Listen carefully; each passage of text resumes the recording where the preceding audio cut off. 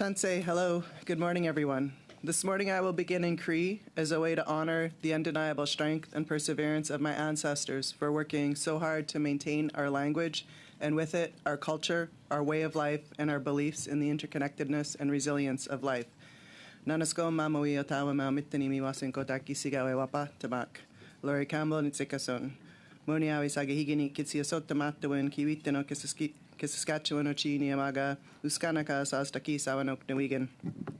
Nia two-spirit tastawiniwak na hiao apitiko sasana squayo. I started off by giving a short thank you to the Creator because it's so beautiful that we get to see another day, especially when so many of our relatives and ancestors have had that right stolen from them. In fact, recent reports indicate that there are well over 4,000 Indigenous women, girls, and two-spirit people who have had this right stolen from them in the last few decades because they were Indigenous. I introduced myself and said that my family is from Montreal Lake, Cree Nation, Treaty 6 territory in northern Saskatchewan, but that I live in the south in Regina. I said that I am a two-spirit Cree Métis woman. I am the granddaughter of a residential school survivor and a child from the 60s scoop generation. One of the things that I am most proud of is that over the course of 25 years, I was able to locate my birth mom and all 6 of my living siblings who had been dispersed across several provinces at various young ages. I have the privilege of holding the position of Associate Vice President, Indigenous Engagement at the University of Regina. But today, I share my statement with you as a proud, unapologetic Tastawiniwak Neheo Bitiko Sasanaskwayo, despite the systems that have worked to keep me and others like me from holding our heads high and speaking, even though our voices may shake in rooms like this, in spaces that were never meant for us. I choose to share with you who I am because it tells you where I come from, and it tells you a bit about the lens through which I experience this world. And it is relevant to why I'm speaking here today about the importance of the Red Dress Alert.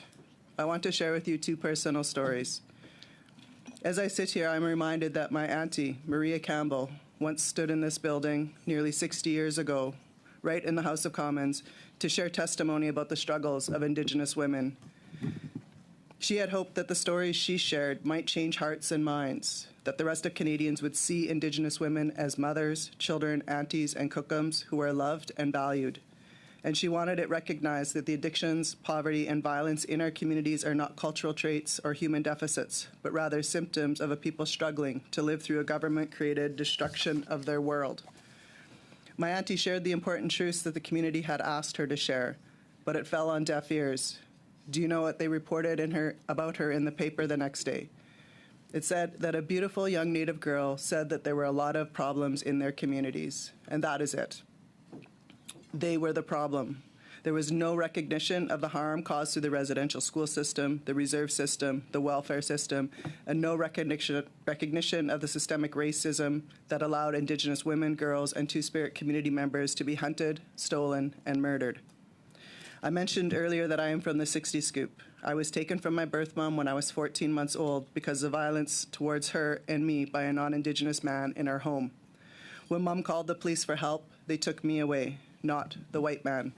She thought it was temporary, that they would bring me back when he left. Instead, they put me in care and adopted me out. It took me 25 years to find her again. My mom had come across many dangerous and violent men in her lifetime, and the way that she took control of that was to start to make them pay for it. She was a street worker her entire career. She saw no other options. Yesterday, I told her I was coming here to speak with you today about the Red Dress Alert, and she said that this program is so important. There have been so many that she has personally known who have gone missing or been murdered. People target us because we are Aboriginal, she told me. She has had a gun pulled on her several times. I asked her if she ever told the police. No, she said. There was no point. They wouldn't do anything. We had to rely on each other to keep ourselves safe, and it's no different today. When I finally met my birth mom after years of searching, she quietly told me that she was scared to find me. She was worried I would be angry. Strangely, not because of her past addictions or her career as a sex worker, but because she had made me an Indian. And I ask you to sit with that for a moment. It still tears my heart. She was worried that I would be mad at her because she brought me into this world with a target on my back, simply because she brought an Indigenous Two-Spirit girl child into this world. I made a decision right then and there that I would stand tall and be unapologetically proud of my indigeneity in a way that she never had opportunity to. Recent national statistics reflect that 0.8 per 100,000 non-Indigenous women are murdered every year, but that 4.31 per 100,000 Indigenous women are murdered during that same time frame. On a large scale like that, it may seem inconsequential, but let's look at it in the context of my home province of Saskatchewan. We are in a province of just over 1 million people, including approximately 500,000 women. In 1 year, those statistics translate to the murdering of 5 non-Indigenous women and 26 Indigenous women. If those numbers were reversed, something would have already been done about it, and I don't mean further studies. Over the past few years, I've seen good intentions go bad because Indigenous leaders, Indigenous professionals, and experts and Indigenous community members have not been able to lead the work intended to have meaningful impact in their own communities. The Red Dress Alert program must be adequately resourced, and it must be Indigenous-led. The MMIW inquiry called for justice reform to make systemic changes to ensure the justice system is culturally appropriate. Thank you, Ms. Campbell. Unfortunately, your time is over. You always can answer in the question rounds. Thank you. Now we'll move to MKP. Next person, Sheila North. Anus danse Sheila North snegasun ban Barnaby creation in Otse. Niminendena zina de Bertiane Beat Zimwange on Agiskenta Manuma and Mutigadeg, Square Agustego Gakinau Gitaninimenanak, Daminubanehugzi Matiswino Agitom. Hi everyone, my name is Sheila North. I'm from the Ben Barnaby Cree Nation in northern Manitoba, and in Cree to also acknowledge my ancestors and to honor our Cree and sovereignty. I introduced myself and told you where I'm from in Bunbonabee Cree Nation in northern Manitoba. I'm glad to be here with all of you to share some knowledge and some thoughts on what we're talking about today, the Red Dress Alert. Thank you, Madam Chair. Thank you, committee members. Thank you especially, Leah Gazan, for bringing us all together in this way and raising the importance of this Red Dress Alert and all the championing that you've done alongside with all of us at grassroots level. Also thank the Creator for having us today and all the people from these original lands, these ancestral lands, as well as my good friend, Dr. Anita Olson-Harper, who's here with me as a support. And I have to mention that she's also the wife of my good friend, the late Elijah Harper. So I'm very honored that she's here with us today, and she has much more reason to be here than I do, and because she's such a beautiful person and one of our greatest academics in our country. I also want to acknowledge my parents for having the courage to be good parents, even though that we've seen the struggles our country has gone through and still continues to be for Indigenous people. And I want to acknowledge all the women and girls and families and allies and supports who have always raised awareness about MMIWG, relatives all over our country and also over North America. I saw the tireless effort that they've given to bring us to where we're at, that we're able to talk about what we're talking about today. I also want to tell you a little bit about my perspective, so it gives you some insight of who I am and where I come from and why I'm talking to you about what I am. I'm a Kukum, a grandmother of one, a mom of two. I come from two large, beautiful Cree families, and I'm thankful to have been raised by Gilbert and Sadie North, residential school survivor and day school survivor. I grew up in Bunbonabee until I went to high school as a teen, and it was a huge culture shock to go from my reserve to the city in Winnipeg. I almost lost my life a few times on the streets during that time in transition. So I consider myself a survivor. I'm also a former journalist. I worked in radio, television, and the web as a reporter for about 15 years for CBC and CTV in Manitoba. I also realized my lifelong dream to be an anchor, so I'm very happy about that. I'm also a former Grand Chief of Manitoba Kiwetinawi Okimakanak in 2015 to 2018. Most of my work and my life has involved the work around missing and murdered Indigenous women and girls. In one of my roles as a communications officer, I created the hashtag MMIW in 2012 to link conversations, families, advocates, and allies together. When I first started working as a journalist and tackling MMIW stories in 2005, I realized then I was a survivor. Since then, I've worked in many capacities to raise awareness or to advocate for MMIW over the years. In doing so, I wanted to drive home here in the common theme that kept coming up when I talked to families and friends of victims and survivors of MMIW G2+, and that is the responses by police. Most of my experiences have been cases handled by Winnipeg Police Service and the RCMP in Manitoba. That common theme is police attitudes and responses to families and friends who looked to them for help in finding their loved ones. I can say in all of the stories I've ever done for the media and all the stories I've ever heard, police were either dismissive, condescending, and disrespectful. In one story, Gail Niepenak was looking for her sister and put posters of her sister in downtown Winnipeg, and it took 10 days for the police to respond to her. They didn't respond to her until I did a story on CBC saying that she was looking for her. And the worst part was when she did finally reach police to talk to her, they told her that she's an adult, she can go wherever she wants, maybe she went on vacation, which was a big slap in the face for Gail, because Tanya only had $5 in her pocket, and she said that our families can't afford to go on vacations. In another story, a young woman from Portage la Prairie, Jennifer Catchaway, went missing from her family. Just west of Winnipeg. It took many days for the RCMP to talk to her mom, Bernice. When Bernice finally got a hold of the RCMP to report her missing, the police said, "Oh, Jen is probably on a drunken bender. Wait for her to get home. She'll be back soon." And unfortunately, around 4 months after that incident, a young, beautiful, blonde, blue-eyed woman went missing also 4 months after from the same city.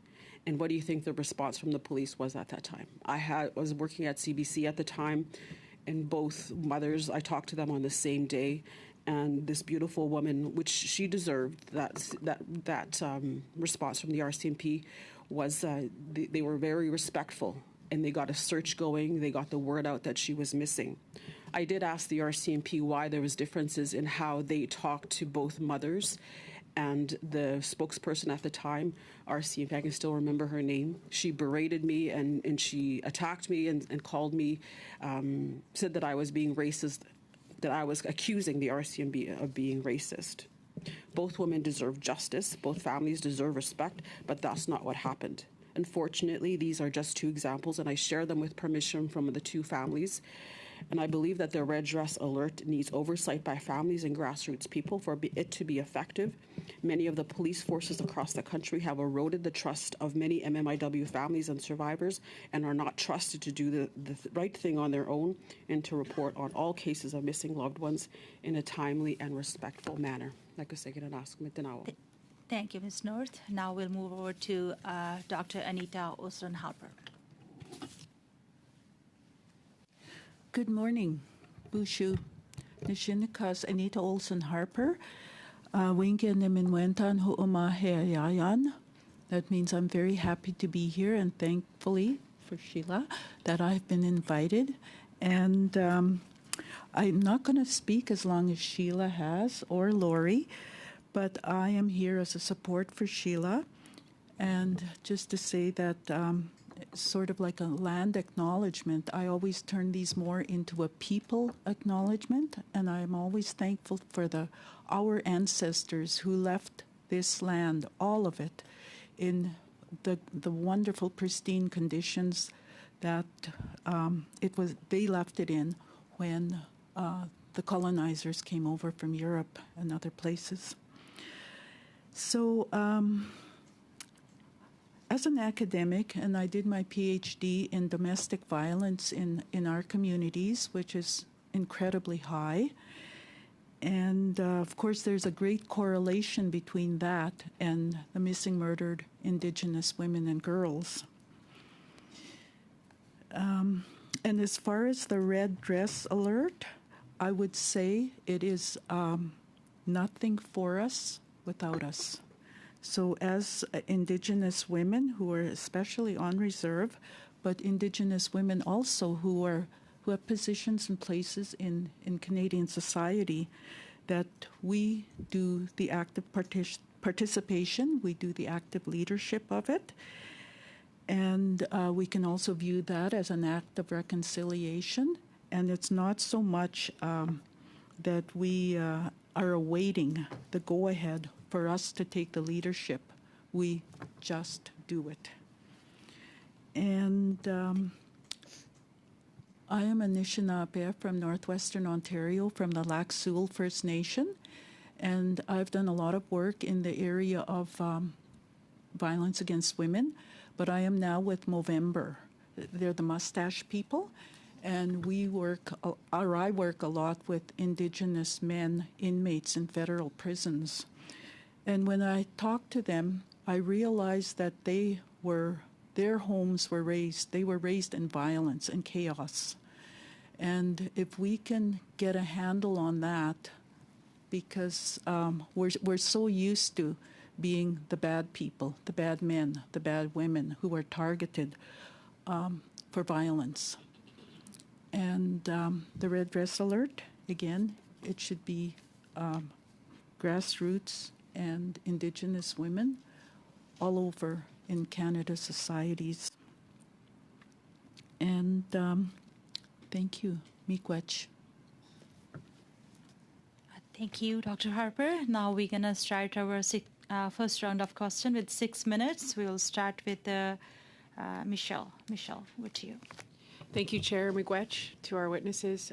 Powerful testimony here today as we further study the Red Dress Alert, and so much to unpack in each one of what you guys have brought forward. And I think the real mission of this study is as you see in the motion, an examination of a most effective and efficient manner to operate, administer, and control such an alert system. So it's really trying to hash out how we ensure that it works, right? I think those are going to be the critical pieces. Ms. Campbell, if I can start with you, you gave some numbers, and I think numbers are really valuable because I think when you can see the numbers of what's happening, and then if this, and everybody, I think we have unanimous consent around the table. We all support this Red Dress Alert. If the Red Dress Alert, or when the Red Dress Alert is implemented, what do those numbers look like? So if you could reiterate the numbers of missing or murdered, if you have them handy, and if you need a minute, I can go to someone else while you grab them. It's okay. You take your time to grab those. While you do that, I'm actually going to go over to Ms. Harper, because Ms. Olson Harper. Your testimony is really profound, and I think offline when we're having these conversations, this study is about the Red Dress Alert and it's an intervention, but upstream in domestic violence, your comments are very well suited for this committee when we look at the status of women. One of the things I've spoken a lot with men who've been incarcerated is they say they come out worse than when they go in. They don't have access to programming. And we've heard testimony in other studies that behavior is communication, right? And we understand why somebody is doing what they're doing to help them redirect that. So I just want to say thank you for saying that, because I think we have a lot of work to do. And I'll go back over to Ms. Campbell for those numbers. Thank you. So I had said 0.8 per 100,000 non-Indigenous women are murdered every year, but 4.31 per 100,000 Indigenous women. And then I just kind of broke it down for what that would look like in Saskatchewan, which would be 5 non-Indigenous compared to 26. And in a province the size of Saskatchewan, like, I would think everybody would be alarmed by those numbers. As far as, what I think the alert, in talking with my mom yesterday about this, we see, and MP Gazin has spoken about the Amber Alert and about how about 80% of the children have been found and located. Mm-hmm. And we need a system that isn't optional to opt in, like the Aboriginal Alert is kind of optional. People can look at it. But we need a system that is put out there so everybody sees it, so those faces are out there, so that we can have that same kind of response. And I would, as an academic and a researcher, I would see that we would have a great number more found safely. And we know time is important, right? Waiting 10 days to start the look is often too late already. Yeah, I really appreciate those numbers. I think that 80% number, when you look at the Amber Alert, 80% success, that's 80% lives, right? So that's why I think it's really important to have on the record that number of what that can transfer like. To Miss North, I commend you on your hashtag. I think we live in a digital age, and with that comes a double-edged sword. It's not always been the best thing for our children and all of those things, but it also has the capacity to do that. Do you see, I guess, looking at your background in that and being able to get a hashtag that really resonated with folks and is easy to understand, do you see that as part of this red dress alert as well? I think it still connects us all together. It ties us in some way. It ties us together in a lot of ways. And digitally, we know that Red Dress Alert has to have a digital component, and MMIW is also very digital. So, yeah, it has to keep us connected to remind us what the problems are. And as far as numbers, also, I wanted to add that we know officially NWAC had numbers and RCMP had numbers. The last official number I've ever heard from RCMP was 1182 missing and murdered in Canada. And that was quite a few years ago, probably 2013 or 2012. And they haven't updated the numbers. But we know there's probably 3 or 4 times more that number. And nobody has been able to get that real number or the true number anymore. It hasn't been worked on. It hasn't been a priority. So that has to be a factor as well. I think data is the driving force behind efficiency, right? If you don't have the numbers, you can't really do that, and those numbers need to be changed for certain. How much time do I have left, Madam Chair? 44 seconds. Okay, perfect. So I guess that the last thing, and just ensuring when we look at this, for Indigenous, by Indigenous, we've heard that from multiple witnesses. I think that's fair.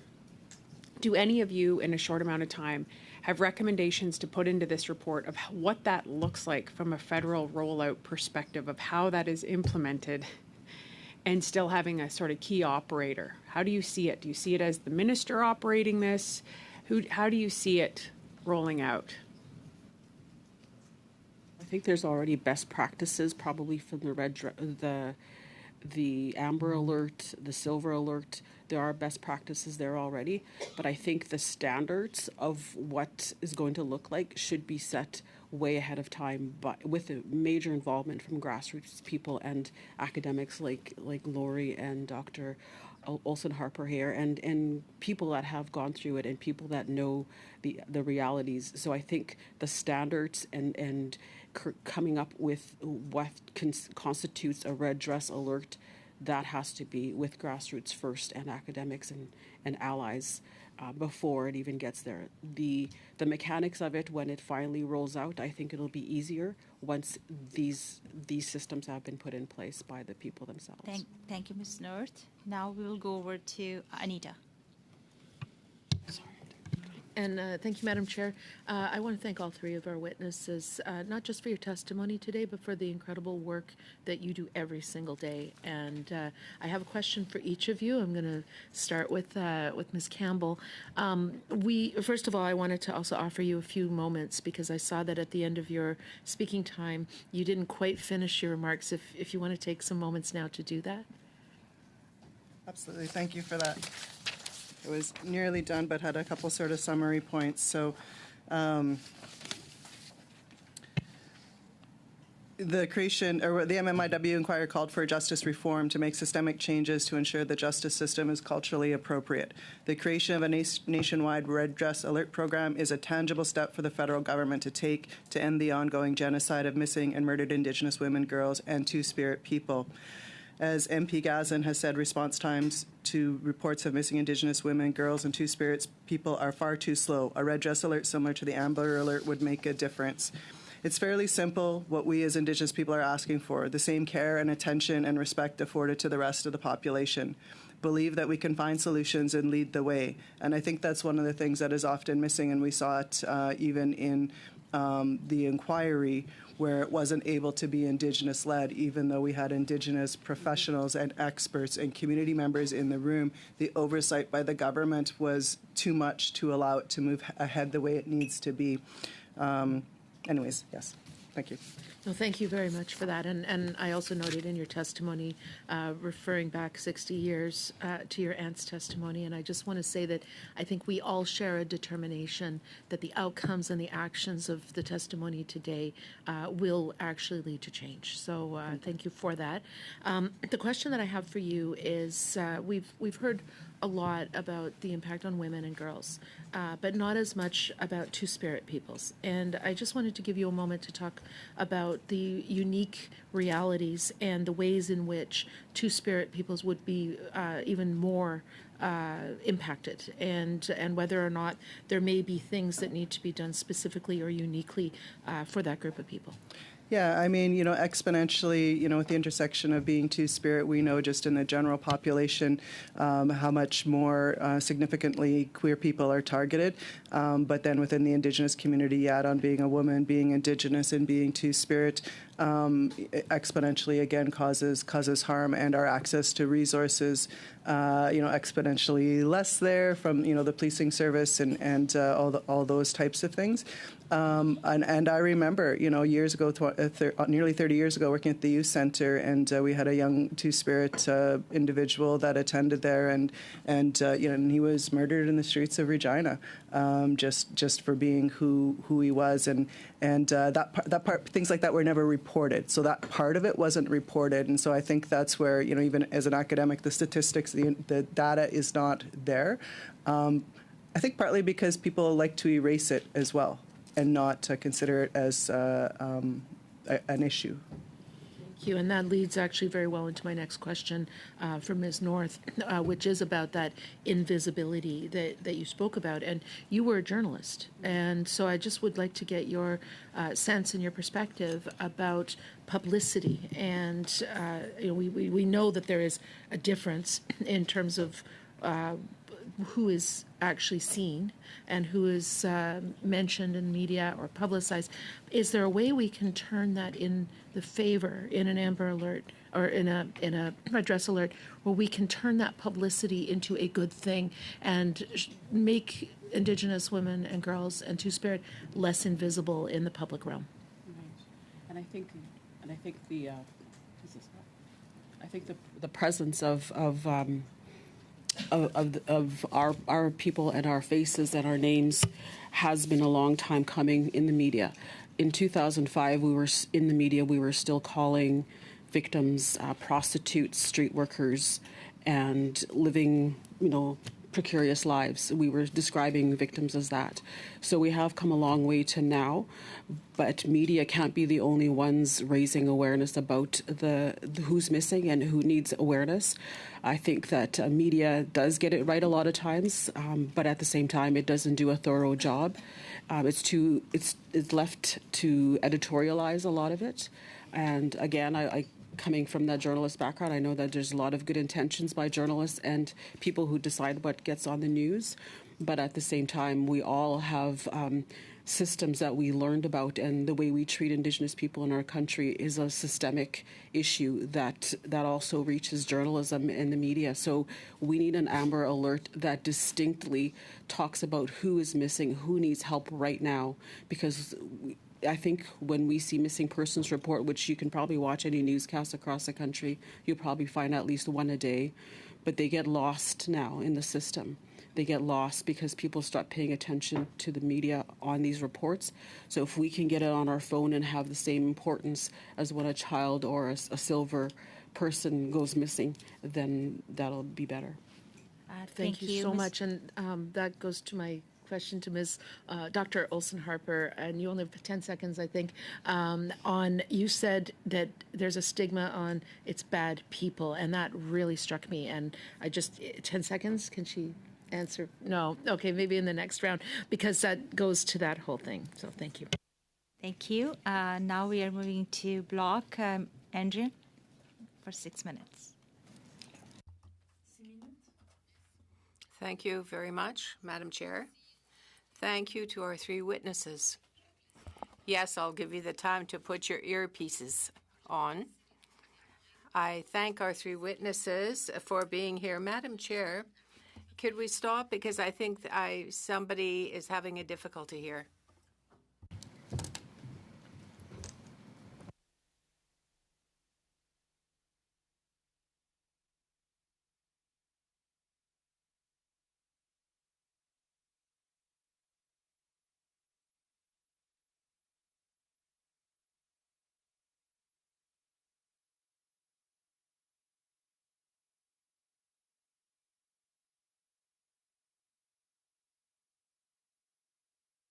Je peux reprendre, I'll start again, Madam Chair.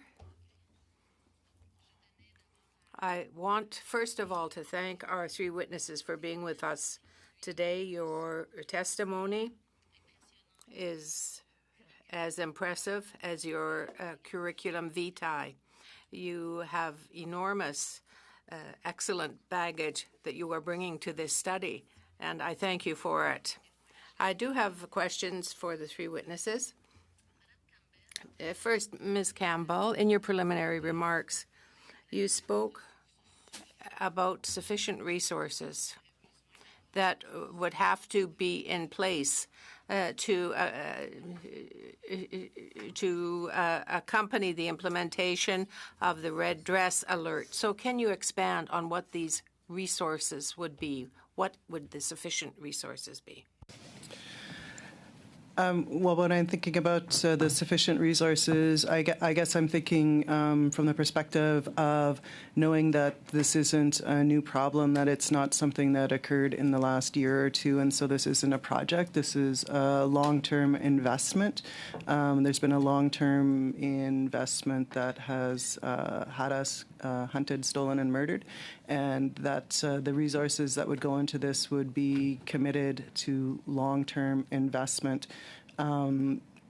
like the other the Amber Alert and other things like that. I mean, I don't have a dollar value, but it needs to be able to be done and done well in order to have impact. It can't be, we can't have organizations having to reapply for funding every year in order to continue this work.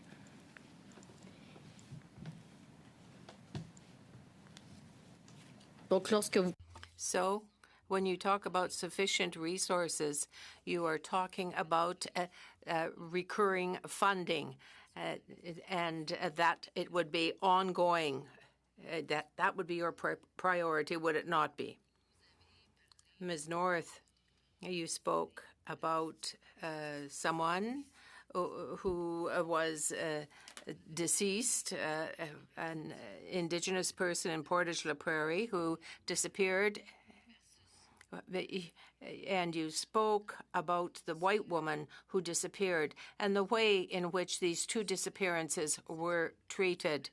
Were they able to save the woman who disappeared in Portage-la Prairie, the Indigenous woman? Been found. And I don't think the family of the non-Indigenous woman don't feel that justice has been done either. Both families deserve justice, but I think that they saw the failures of and inadequacies of the RCMP.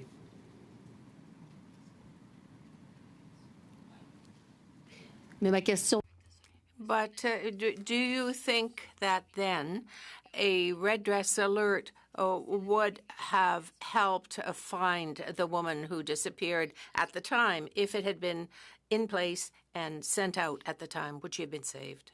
It would have definitely made a difference. They wouldn't have been waiting days to hear a response from the RCMP and then told to wait a little bit longer. It would have been instant. When the RCMP learned about the second woman, it was instant. The word was out, media was out there. There was people arm in arm, walking arm in arm in the fields in Portage-la Prairie looking for this woman. The same search was not done for Jennifer Catchaway. Merci. Thank you. This brings me to my next question for Ms. Harper. You spoke in your opening remarks about reconciliation. How would a red dress alert be part of this important notion of working towards a reconciliation, a nation-to-nation dialogue, given all the harm that may well have been done in the past by the RCMP, as outlined by Ms. North? How do you see this necessary reconciliation taking place? I think, first of all, we would have to know about the history of colonialism and also the history of pre-contact times when our families looked out for each other, when there were the gender roles were complementarity between men and women. And if we could find a way to get back to that, because reconciliation is everybody's effort, right? It's not an Indigenous effort. Part of it is, but a part of it is the non-Indigenous component of society on that. It's everybody's job.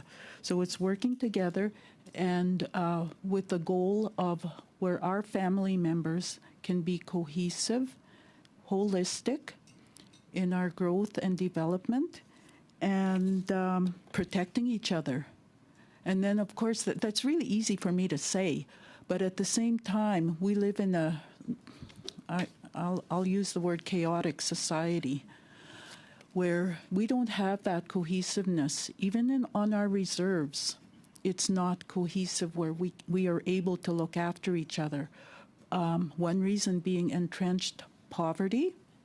No, it's not just a poor family being poor for a time. It's entrenched. And also because, we definitely have to know that colonialism is ongoing. It's not something in the past. There's neo-colonialism also going on, and reconciliation between the two groups can certainly help that along, and it should, especially with the findings of the Truth and Reconciliation Commission. Thank you, Dr. Harper. Now we move to NTP. Leah, go for 6 minutes.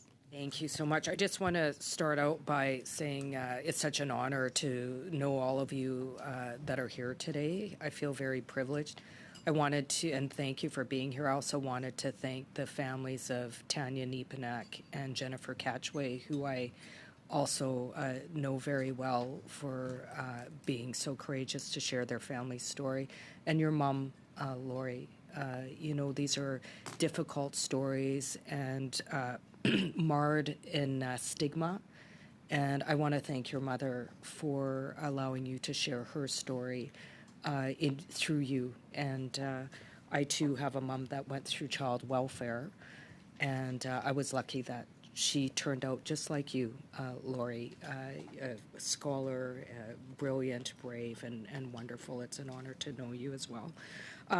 My first question is for you, Lori Campbell. I wanted to talk specifically about child welfare. We know that child welfare is a pipeline to MMIWG. I think also within that, we know that women who lose their children, we know statistically it results often in like a downward spiral, emotionally. Often kids in child welfare, we know, are invisible. Like they don't have family connection, they don't have community connection. I ask that because when we're looking at oversight, why is it important for oversight to be independent, grassroots-led by women, to Spirit and other advocates and survivors and family members? Well, I think because we're outside of those systems. Like we bear the brunt of the impact of those systems, and when it comes down to like my mom said, like she didn't tell the police because there was nothing that was going to be done. It's like we talk to each other. We know best how to care for each other and how to protect one another. And what we need is for those voices to be heard and the resources available so that that work can be done.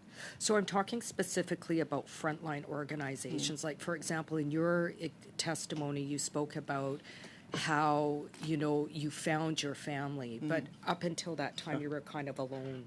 Oh, absolutely. Why is it important for front organizations that are on the front line of these issues to have involvement, especially in cases where there is no connection to family?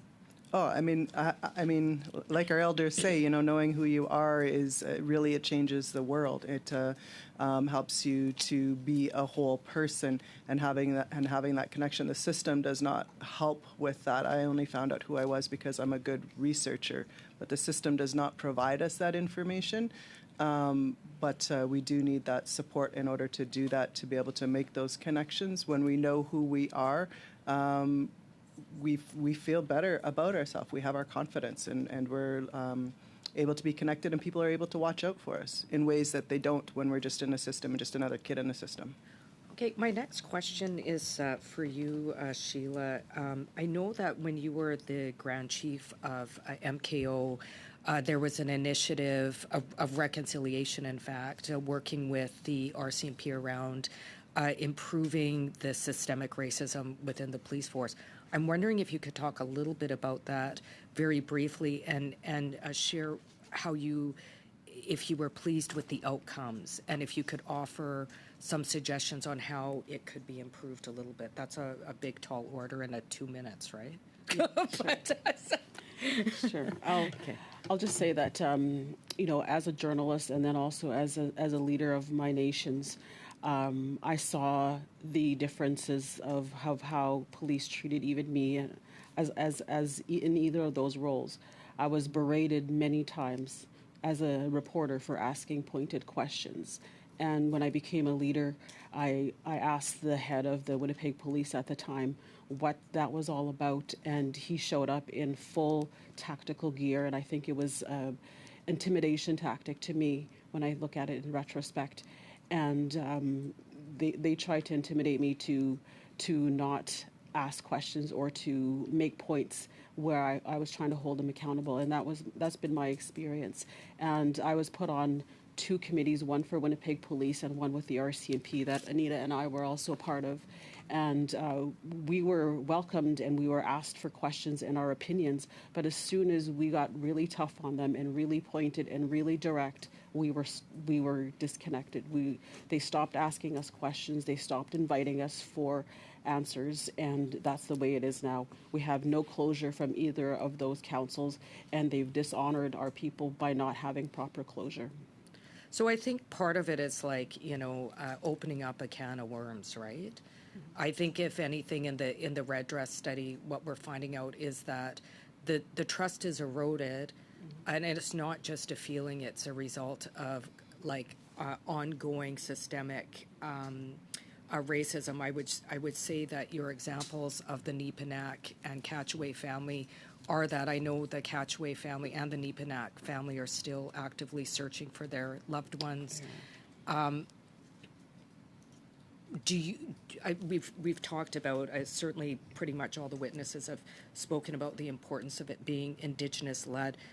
Just for a matter of question, do you think it's possible for, due to the history, due to the ongoing behavior, for police to be involved in this process? They need to be involved. They need to be involved. It's not on yet.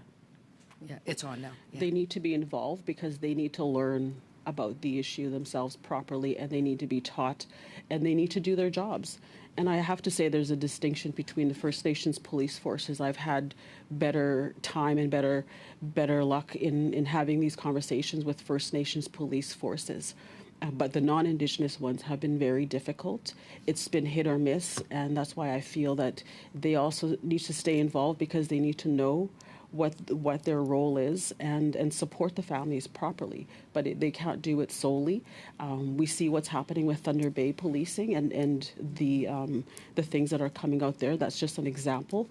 I would say an inquiry like that or an inquiry into policing needs to happen because this has been the common thread for our people, not just for this issue, but for our people across this country, and it's disparaging. And I have to also mention one more thing. So Tanya Neepanak is still in the landfill, presumably in the landfill in Winnipeg. And since 2009, they did a very short search for her, and they still haven't found her. So, just going to second round, 4 minute, and just start from the Dominic. Merci, Madame la Présidente. C'est trop d'abord. Thank you very much. Thank you very much, Madam Chair. I'll try to be as concise as possible. And thank you to our witnesses. I hope you can hear me. Can you hear me? I'm very happy, Ms. North, to hear what you have to say about the presence and the law enforcement provided by the RCMP. In Quebec, we have our own. It's called the SQ, the Sécurité du Québec. But we have heard people say that they have zero confidence in the police from our witnesses. Ms. Harper, if my information is correct, you are presently the principal advisor for the reconciliation team where you work with the RCMP. Is that still the case? No, it's not. I did write a report on how the RCMP could do reconciliation with the First Nations and the Métis and the Inuit in Canada. That report, it resulted in a national strategy for reconciliation, which I was not a part of, and which says something, right? And I don't know where that's at. Madame Harper, Ms. Harper, since you have studied reconciliation with respect to the RCMP, do you think that that approach, that is to say the red dress alert, should also be done with the police force, with law enforcement? Or should you leave more room to women and to Indigenous peoples in the management of that service? Does the police have a major role to play? Ms. North, as well, despite the harm that was done by the police in the past, and perhaps in terms of the criteria that should be added to the system. Because when you talk about criteria, it's very easy to sort of play about to establish whether or not there was discrimination. Okay, for sure. The police have to be involved in the red dress alert. I mean, there's no way that the police cannot be a part of it. But they should not be the final and the sole authority on how it works. Who gets to push the button, as we say. Yeah, they definitely do have a role. And as far as what the role is and how much they play, that should be up to Indigenous groups. It should come from the grassroots communities and the families who are involved, who have lost women and girls to violence. merci, Madame Harper. Thank you, Ms. Harper. I don't know how much time I have left, Madam Chair. Ms. North, then. Amber Alert. Is it a good model that you should draw your inspiration from? And if not, can you model yourself after it? The Amber Alert? Yeah, I think we can draw a lot from that. I think we can draw a lot from the experiences of the Amber Alert. I think we can draw experiences from the Silver Alert. We learned a little bit about some of that in some of the committees that led up to getting the Red Dress Alert established in the first place. And I think that there is a lot of good knowledge there and best practices. So we have a lot to learn. And again, I agree with everything that my colleagues here say about RCMP need to be involved, Winnipeg Police, all the other police forces, and also the First Nations police forces. They all need to have their hands on deck to support more than ever than they've ever done before. Thank you, Ms. North. And now we move to Emanuela for 4 minutes. So first of all, thank you all for your moving testimony. It was great to hear all of you, and I'm really sad that we're even in this situation that we have to invite you here to talk about this because of what the reality is out there. So we've touched on a lot of issues, and I think where I want to bring this is a little bit different. I don't want to talk about the Red Dress Alert today, even though everyone else has gotten great testimony out there, and I know that we're going to end up doing the right thing, especially in this committee. Everybody's unanimous on supporting it. But I want to talk about mental health being a major factor and at play here because Dr. Olson Harper, you also mentioned the fact that it starts in the home. A lot of these homes have violence because of the intergenerational trauma. And, you know, reconciliation is extremely important, but a big role that, well, one of the things that reconciliation can help to do is can help heal these people. And I think healing is really the answer, and it's at the core of the answer of what needs to be done. So I would like to hear from you on what you think is needed for Indigenous communities to heal.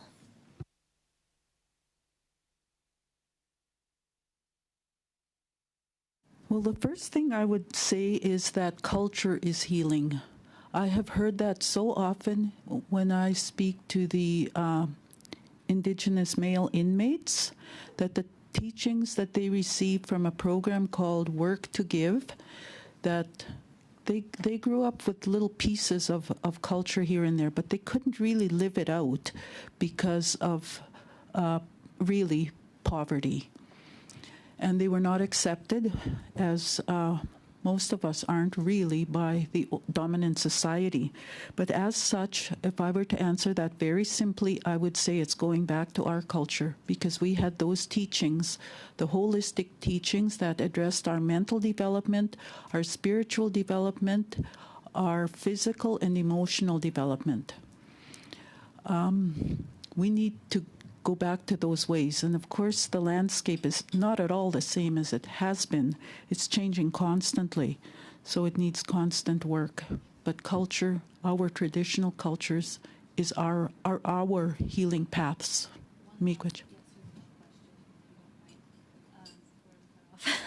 I just want to know, would a federally funded program that really centers on Indigenous leaders being at the heart and at the center of the creation of the program, but a federally funded program that supports mental health in Indigenous communities, do you think that that would be helpful?